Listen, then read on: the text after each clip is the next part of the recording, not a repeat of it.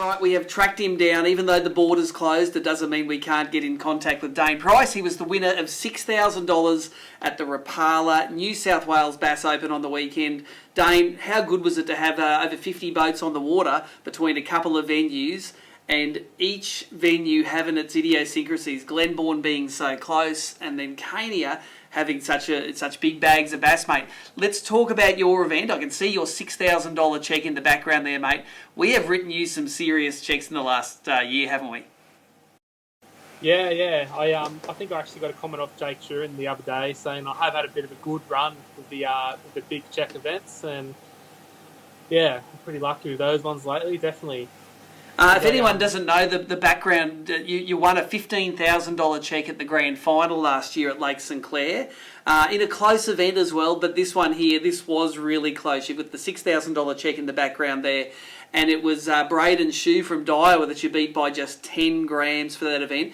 Give us a reasonably detailed story about your weekend, mate, and how you've got to master this jig fishing technique in the Hunter Valley in spring. Yeah, okay. So I guess I'll start with how I learnt to fish the jig. And there's actually a big thank you to Matthew Langford for that one.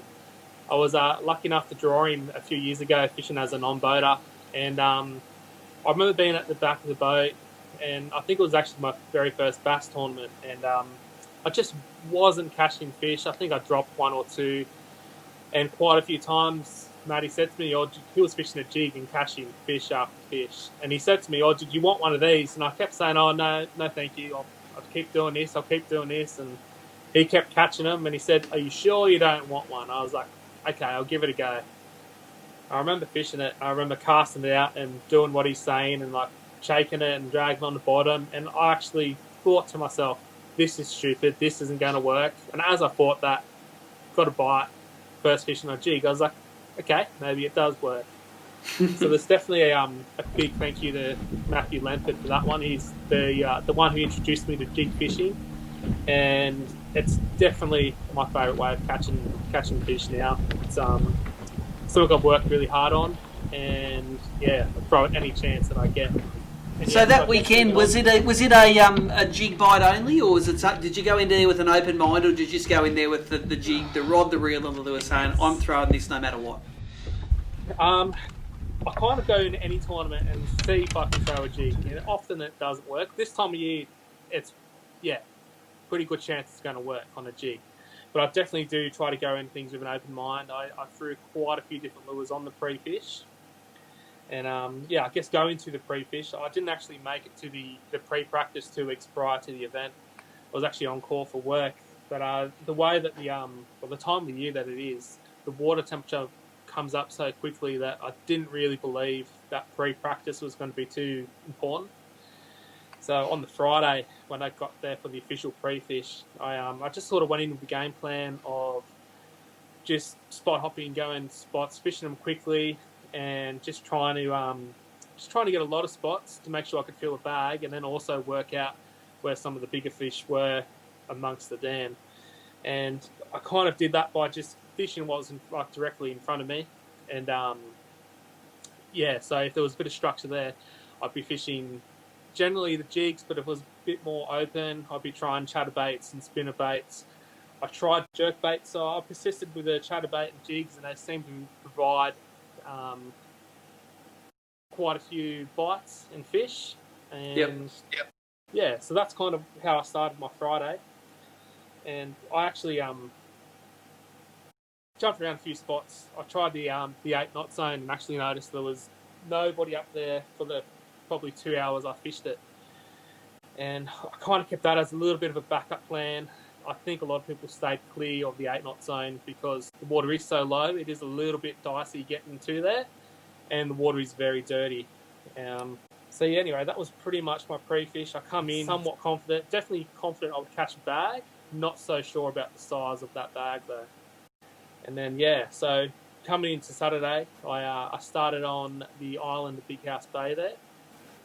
Fished a jig and a chatterbait and picked up a couple decent fish fairly quickly. And not as many fish or as bites as I would like. Anyway, so I moved around to a few different parts around that Big House Bay area. before I finally bagged out around 8 o'clock. And then I went to my my plan of the 8 knot zone. And around that time, luckily enough, there was nobody else up there. So yeah, head up the 8 knot zone, and by that time I kind of worked out the chatterbait was getting me smaller fish, so I fished the jig more so up there. Fished it pretty slow. There wasn't a whole lot of fish up there. They were just a good quality fish. So yeah, I picked it apart up there, and I got 2 pretty crucial upgrades up there I was quite happy with, and I kind of thought I was wasting my time if I spent too much more up there. So yeah, moved back down to Big House Bay, the Narrows area, for no bites for a couple of hours actually. And yeah, so after that, I went up Boat Harbour, which is where I spent majority of my session on the Sunday. And I didn't actually catch a fish there on Saturday. I lost 2 quality fish though. I actually had one almost in the boat and spat the jig and almost hit me in the face actually. So it was good to avoid that one. Just prior to going into the weigh-in on Saturday, it was 1:50, so 10 minutes to go for the weigh-in. I actually went to the spillway and picked up about a 250 gram upgrade in there. And yeah, I was coming in with, I knew, a low 4 kilo bag. So I wasn't really confident with that weight. With the opens I've had at Glenbawn in the past, you need over 5 kilos to sort of be up there. Mate, tell us about your technique before we go into day 2. Tell us about your tackle and technique that you use, because I know you've got it sitting there. You've got it honed to a fine art. Tell us the components of that rig. Yeah. Okay. So this is definitely my favourite setup right here. So the Switch Street Ultralight from Ian Miller. I think I bought these when he came up with the pre-release order of them. I bought one then, and when I got it straight away, I think it was the next day, I ordered 2 more. I thought, yeah, this is perfect for what I want to do. So yeah, so the Miller Switch Freak, awesome rod. I fish normally all dial reels on all my rods. That's the Tachula with dial braid, and I use pretty much 10-pound Sunline braid leader for everything. Yep. And that's my little trusty black-brown Vex jig. And that's what sort of weight and colour is it? Okay, so that's the black, just a simple black-brown, that one's called. It's a 1/2 ounce. I just find I was fishing the jig really slow this weekend, so the 1/2 ounce really just allowed me to keep contact with the bottom and really just drag it over the timber or the mud or whatever I was casting it into. So I believe that heavier weight was pretty important for what I was doing anyway.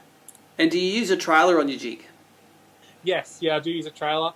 I'm not too picky on a trailer. I pretty much just don't use a grub tail because everybody else uses a grub tail, and I like to do something a little bit different sometimes.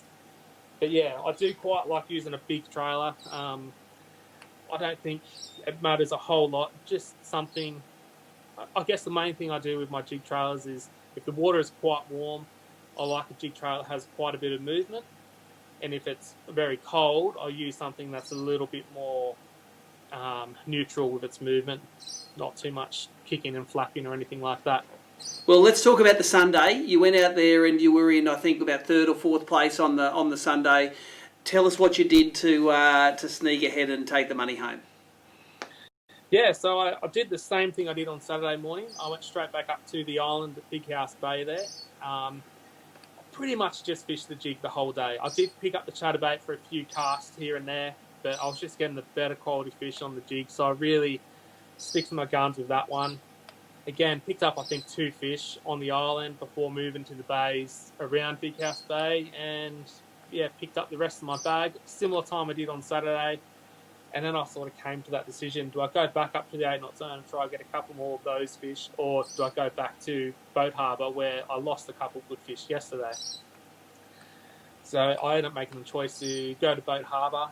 It would have been mid-morning, like 10:30, 11 or so. And I just went there and I picked it apart. I fished really methodically. Every bit of structure, whatever was in front of me. If there was a bit of timber, if there was rock, lay down, anything I seen, I was casting it, and I was fishing quite slow, but it was what was getting those bigger bites. And I was actually lucky enough to go to the lay down where I had that fish throw the jig back at me, and I don't know if it was the same one, but I caught him the second time. Awesome. And, I was pretty happy with that one. So yeah, I fished all of Boat Harbour, come back out of it, fishing the other side, and I thought to myself, I had around about an hour. I had a good bag. I had a couple really good upgrades in there. I had a pretty good bag. And I thought, do I go back to the spillway where I got that last minute upgrade? It's only a small area there. I don't know if there would have been a lot of fish. There was still an hour or so left of fishing. I thought, why would I leave this big fish here? So I pretty much did what I already did. I went back to the start of Boat Harbour and just picked everything apart again, and was lucky enough to pick up another crucial upgrade, actually the biggest fish I caught for the weekend. And yeah, I was pretty happy with that one.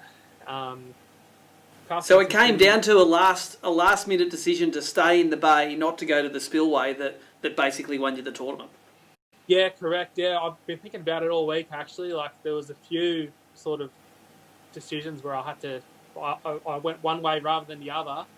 And yeah, it did pay off for me, luckily enough. That's awesome, mate. Tell us about some of the sponsors that you have that help you do what you do. And apart from ABT, we're a pretty good sponsor of yours, and your fellow anglers giving you all the money. What tackle companies look after you? Yeah, so after my success last year at the grand final, Dave from Vex was good enough to sponsor me with his jigs, the old black brown. And he's been a great help to me. He if I need anything, he's always there. He's always got plenty of black brown jigs. I don't know if there's any other colour. Who would want another colour? Yeah, Dave has been really helpful. So yeah, big thank you to him. It's it's a great little support group as well. With everybody we camp with, everyone's so positive and just happy to be fishing. Getting a good result is just a bonus. It's more being there with your mates and doing something we all love. It's awesome. Mate, that's very well said. Last words on Lockdown Live for you tonight. What do you got to say to poor old Braden? Oh, I felt pretty bad because he got second last year as well. You just catch bigger fish, Braden. That's all you need to say. Yeah. Well, I actually had one fish spew up a whole bunch of slugs and dragonflies, and I thought, I might need that weight. So maybe mine had a couple more dragonflies left in him. Mate, that's awesome. Yeah. Thank you for joining us this afternoon. And just before we go, show us that trophy that you got, the Joey Urquhart trophy. Grab it and show it to the camera, mate. Congratulations to the Rapala New South Wales Open Bassin champion right there. Well done, mate. Awesome. And can I just say a quick thanks to from Peter from Bass Angler at Penrith as well. He's really helped me out with a great deal on my new Ranger boat. Yeah, it looks smick. I think that's probably helped me quite a bit too. That faster boat, I needed it. That's awesome, mate. We will see you, hopefully, at the Bass Grand Final sometime down the track. Thanks, Steve. Appreciate it.